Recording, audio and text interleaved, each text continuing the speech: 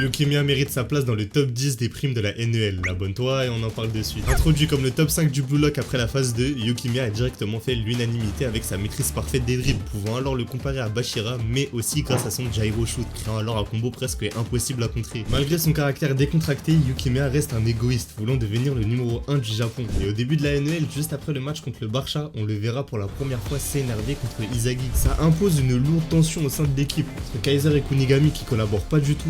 L'ambiance pesante du début du Blue Lock était enfin de retour à ce moment-là. On aura juste après cela le flashback de Yukimiya, on apprendra dedans qu'il était apprécié de tous et que des agences de mannequinat souhaitaient le recruter, mais que lui avait toujours pour espoir de devenir le meilleur attaquant du Japon. Et malheureusement, à cause de la fatigue, il a attrapé une maladie du nerf optique, faisant que dans le pire des cas, il pouvait devenir complètement aveugle. Tous ses rêves étaient mis à néant, le foot ne pouvait devenir qu'un simple loisir pour lui, mais il n'a pas abandonné. Nous aussi on n'abandonnera pas, l'objectif de Follow est tout proche, merci encore pour ça. Son temps était limité, c'est pour cela qu'il fera 10 fois plus d'efforts et son but aussi a évolué et il souhaite maintenant devenir le meilleur attaquant du monde. La suite appartient à l'histoire, vous connaissez déjà, lourde bataille avec Izagi mais qui finit en une leçon de vie envers Yukimiya en lui faisant une passe décisive. Le but est magnifique et rempli de sens, mais j'aimerais bien savoir ce que vous pensez de sa performance dans cette compétition en commentaire.